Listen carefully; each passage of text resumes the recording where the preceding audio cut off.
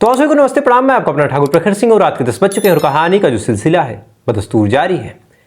आज की कहानी की बात करूं तो आज की कहानी एक ऐसे सीरियल किलर की कहानी है, कायदे से साइको किलर कहें या फिर सीरियल किलर कहें। इसने जिस हिसाब से क्राइम किया और क्राइम करने के बाद जिस हिसाब से इसने पुलिस को, बाकी लोगों को चकमा दिया, पुलिस वाले ढूंढते रहे, ये कहीं छुपा रहा, हर साल 1 2 3 ये कत्ल कर दे, फिर गायब हो जाए, कभी किसी का हाथ काट दे, कभी किसी को जला के मार दे, उसके बाद फिर गायब। तलाश होती रही, तफ्तीश होती रही और अंत में अगर वो कहीं मिला भी तो भगवान राम के चरणों में अपने परिवार के साथ वो आता है दर्शन करने और इसी दौरान पुलिस को भनक लगी और बड़े ही नाटकीय तौर पे फिर उसकी गिरफ्तारी हो गई। तो पूरी कहानी किसकी है और क्या है अब आपको बताता हूँ। दरअसल इस कहानी की असल शुरुआत होती है आज से 1 हफ्ते पहले। 1 हफ्ते पहले यानी साल 2024 का यही मई महीना। और इसी मई महीने में जो अयोध्या में राम मंदिर पुलिस स्टेशन है, श्री राम मंदिर पुलिस स्टेशन, वहाँ पे एक फ़ोन आता है। फ़ोन करने वाला शख्स बताता है कि मैं कटनी पुलिस का एसपी बोल रहा हूँ और आपके यहाँ एक बहुत ही मोस्ट वांटेड, जो कायदे से साइको किलर भी है, कायदे से सीरियल किलर भी है और पुलिस वालों को चकमा देने में माहिर भी है, एक ऐसा शख्स आने वाला है दर्शन करने। तो आप लोग तैयार रहिए और हम लोग इसकी तलाश कई सालों से कर रहे हैं। साल 1978 से इसकी तलाश हो रही है। कभी ये हत्थे आता है फिर भाग जाता है, कभी कोर्ट से, कभी कहीं और से। आखिरी बार 2015 में ये देखा गया, तब से देखा नहीं गया। और एक आखिरी मौका है, एक आखिरी उम्मीद है कि अगर आप लोग उसको मंदिर के पास पकड़ सकें तो पकड़ लिया जाएगा, नहीं तो फिर नहीं पकड़ा जाएगा। अब ये खबर जब इधर पुलिस वालों ने सुनी तो इन्हें भी लगा कि अब इतने सालों बाद पता नहीं कैसे दिखता होगा, क्या होगा, कैसे होगा। लेकिन अब इनपुट मिला था, घेराबंदी की गई। जब घेराबंदी की गई तो फिर पता चला कि पहले ही ये हनुमानगढ़ ही गया था दर्शन करने। उसके बाद चेक किया गया कि वहाँ पे कितने कितने लोग थे जो यहाँ अयोध्या आ रहे हैं और कितने ऐसे जिनके पास फैमिली है। तो फिर ये चीज़ें जीरो इन की गई। अब ये चीज़ें जब जीरो इन की गई तब कुछ लोग और मिले, फिर उनका नाम, उनका एड्रेस, ये तमाम चीज़ें और पता की गई, किस जाति के हैं, किस धर्म के हैं, इसके हिसाब से फिर बांटा गया और अंत में 1 2 संदिग्धों के ऊपर फिर कड़ी नज़र रखी गई। और फिर 1 हफ्ते पहले, मंदिर जाने से पहले, इस कुख्यात गैंगस्टर, इस कुख्यात अपराधी को गिरफ्तार किया गया, जिसका नाम था किस्सू तिवारी उर्फ किशोर तिवारी। जब अयोध्या की पुलिस उसे गिरफ्तार करती है, गिरफ्तार करने के बाद फिर कटनी पुलिस को फ़ोन करती है, यानी मध्य प्रदेश में, और बताती है कि हमने गिरफ्तार कर लिया। तो फिर वहाँ के लोग आते हैं। फाइनली बाकायदा एस्कॉर्ट लगती है, यानी 2 गाड़ियाँ आगे, 2 गाड़ियाँ पीछे। वहाँ से भी पूरी फोर्स के साथ, पूरी व्यवस्था के साथ मध्य प्रदेश के पुलिस वाले आते हैं। एक ऐसी गाड़ी जिसको भेदना मुश्किल हो, एक ऐसी गाड़ी जो बाहर से बंद हो जाए तो फिर अंदर से खोला ना जा सके। बेहद शार्प शूटर टाइप वहाँ पे जवान लगाए गए, आगे पीछे कई गाड़ियों के काफिले लगे और इसलिए कि एक बूढ़ा सा अपराधी, जो इस टाइम बूढ़ा हो चुका था, वो फरार न हो जाए, चूँकि कई बार उसने ऐसा किया था। फाइनली मध्य प्रदेश की पुलिस उसको यहाँ से लेके चलती है, आगे पीछे गाड़ियों का काफिला। उसके बाद अब यहाँ से लेके जब जाती है, वहाँ पहुँचती है। पहुँचने के बाद फिर वहाँ पे मजिस्ट्रेट के सामने पेश किया जाता है। 48 घंटे की रिमांड पुलिस को मिलती है। कहा जाता है कि इससे आपको अगर कुछ पूछताछ करनी है तो आप कर लीजिए, क्योंकि ज़्यादातर मामले इसके ऊपर क्लियर है। लेकिन जितने सालों तक ये फरार रहा तो क्या किसी अलग जगह पे इसने कोई और क्राइम किया, और अगर किया तो फिर क्या हुआ उस क्राइम का, क्या इसका नाम आया है या फिर नहीं आया, ये तमाम चीज़ें आप पूछ सकते हैं। अब यह जब आदेश मिला उसका पुलिस वाले इसे रिमांड पे लेते हैं और रिमांड पे जब लेते हैं तो इससे फिर पूछताछ शुरू होती है। और जब किस्सू तिवारी और किशोर से पूछताछ होती है, और थंबनेल में आपने फ़ोटो भी देखी होगी कि बेहद बूढ़ा और दाढ़ी वाढ़ी ऐसे कि मानो कोई साधु संत हो, एक ऐसा शख्स फिर अपना मुंह जब खोलता है तो अपने अपराधों की ऐसी फहरिस्त सुनाता है कि उसे सुनने के बाद तमाम लोग दांतों तंगले, उंगलियां दबा लेते हैं कि आखिर ये है कौन और आखिर इसने इतने अपराध कैसे किए, और किए तो फिर ये बचा कैसे रहा। और फाइनली यहीं से कहानी पहुंच जाती है साल 1978 में। साल 1978 में किस्सू तिवारी एक ठीक ठाक परिवार में जन्मा था। नौजवान हो चुका था, कदकाठी काफ़ी अच्छी, बॉडी भी काफ़ी मस्कुलर और कहीं ना कहीं दिमागी रूप से थोड़ा सा सनकी भी था।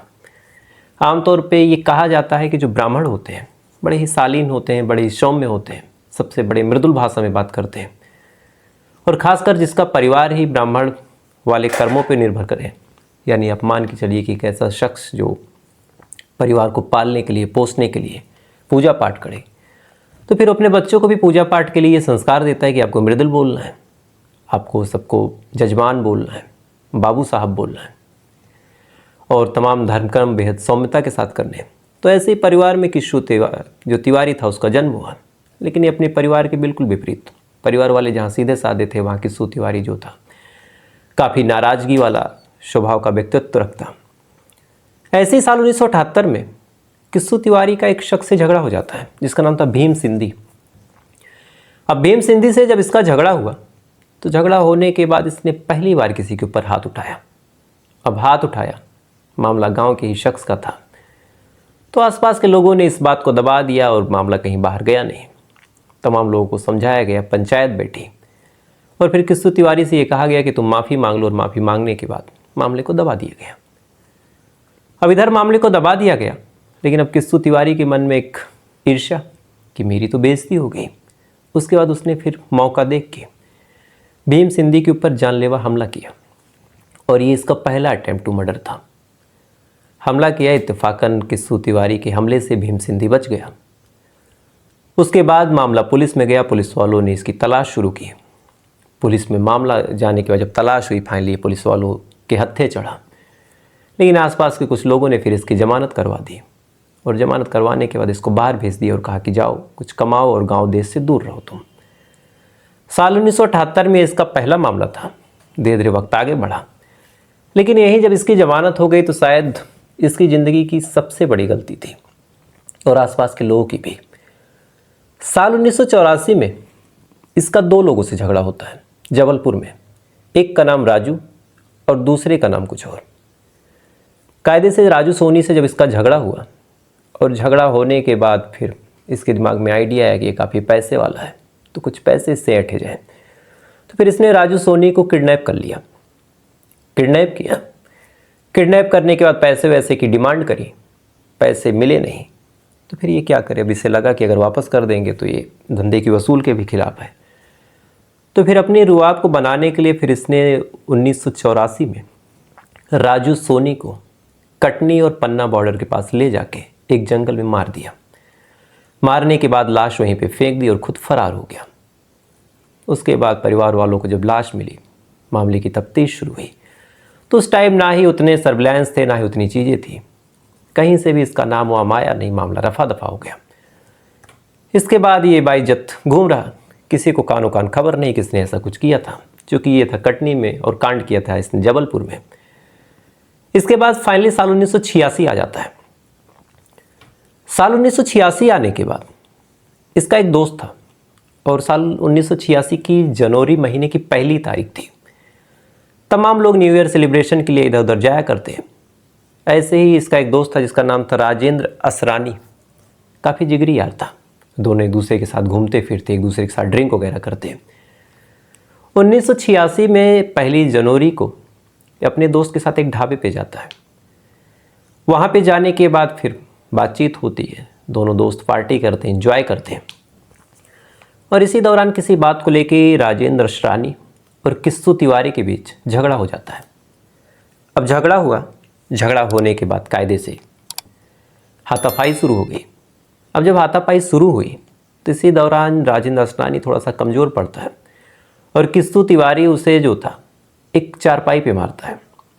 चारपाई के जो पाए होते हैं, अगर आपने चारपाई गांव में ध्यान से देखी होगी तो कुछ तो हल्की वाली चारपाई होती है जिसको इजीली उठा दिया जाता है, और एक होती है पलंग।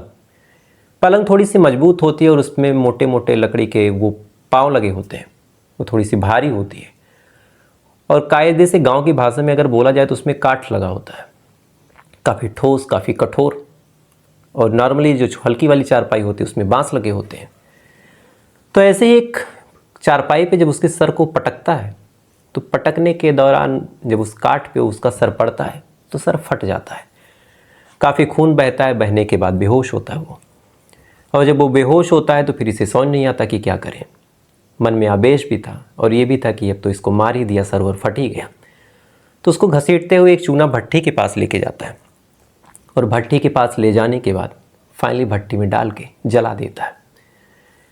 ये इसका दूसरा कत्ल था और अभी तक पुलिस वालों को कोई जानकारी नहीं इसके बारे में। अब जब राजेंद्र असरानी का कत्ल किया इसने, तो कत्ल करने के दौरान अब कायदे से पुलिस वालों को भनक लगी, चूँकि कई लोग वहाँ मौजूद थे उस ढाबे पे, कईयों ने देखा इसे। उसके बाद पुलिस वालों ने इसकी तलाश शुरू करी। अब जब तलाश शुरू करी तो फिर इसे लगा कि अब तो फंस जाएंगे। उसके बाद ये जबलपुर से भाग लेता है। भागने के बाद वापस अपने घर कटनी आ जाता है। और उस टाइम पे आधार कार्ड या फिर ऐसे कोई डॉक्यूमेंट ज़्यादा होते नहीं थे 1986 वैसे के आसपास, कि लोगों को ये पता चले कि शायद कोई जानकारी है कि कहाँ से है, कोई डॉक्यूमेंट है जिससे लीगल प्रूफ हो जाए। तो ऐसे में ये फिर कटनी भाग आता है। आने के बाद पुलिस वालों को कोई जानकारी मिली नहीं, पुलिस वाले तलाश करते रहे। फाइनली 1987 आ जाता है और अब तक कायदे से इसने एक अटैम्प्ट टू मर्डर और 2 कत्ल कर दिए थे। 1987 आने के बाद इसका 2 लोगों से झगड़ा होता है। एक का नाम था मोहन यादव और दूसरे का नाम था बबलू यादव।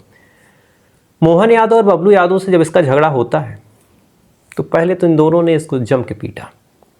अब जब जम के पीटा तो फिर इसके मन में एक गुस्सा कि मुझे बदला लेना है, लेकिन वो 2 लोग थे। तो फिर पहले तो ये जब मार खा लेता है तो यहीं से इसके मन में गुस्सा और बदला जब होता है तो एक धारदार हथियार लेके निकलता है।